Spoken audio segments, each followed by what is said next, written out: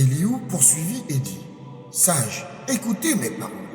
Vous qui êtes éclairés, prêtez-moi l'oreille, car l'oreille discerne les discours, comme le palais savoure les mets. Choisissons ce qui est juste, discernons ensemble ce qui est bon.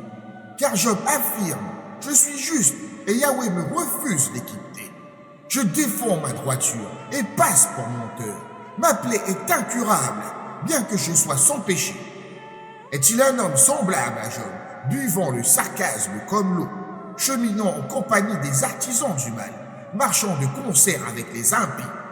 Car il proclame, l'homme ne tire nul profit à trouver sa joie, Yahweh.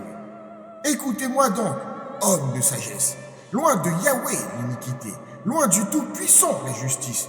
Il rétribue l'homme selon ses actes, il traite chacun selon ses voies. Non, assurément, Yahweh ne commet point d'iniquité. Le Tout-Puissant ne pervertit point la justice. Qui lui a confié la garde de la terre?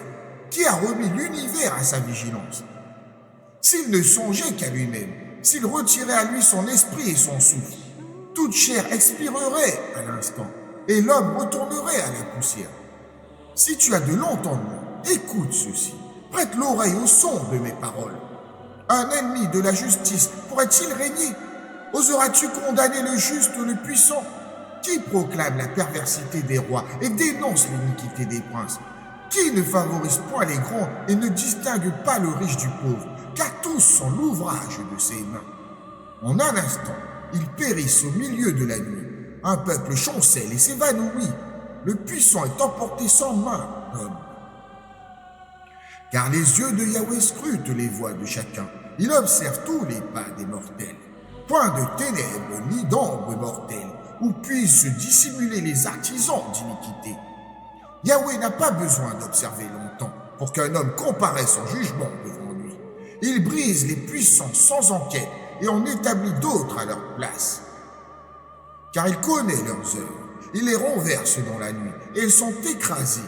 Il les frappe comme des impies à la vue de tous, eux qui se sont détournés de lui, qui n'ont point compris ses voies, faisant monter jusqu'à lui le cri de l'indigent, lui rendant audible la clameur des opprimés. S'il accorde la paix, qui sèmera le trouble? S'il voile sa face, qui pourra le contempler? Sur une nation comme sur un homme, son regard s'étend, pour empêcher l'impie de régner, d'être un piège pour le peuple. Car a-t-il jamais dit à Yahweh, j'ai porté mon châtiment, je ne pécherai plus. Montre-moi ce que je ne discerne pas. Si j'ai commis l'iniquité, je m'en abstiendrai. Est-ce selon ton avis qu'il devrait punir? C'est toi qui rejettes, qui choisit? Non, pas moi. Ce que tu sais, exprime-le donc. Les hommes sensés me diront, et le sage qui m'écoute pensera, Job parle sans science, ses propos manquent de sagesse. Ah! Que Job soit éprouvé sans répit, puisqu'il répond comme les impies. Car il ajoute à sa faute la rébellion. Il bat des mains parmi nous et multiplie ses invectives contre Yahweh.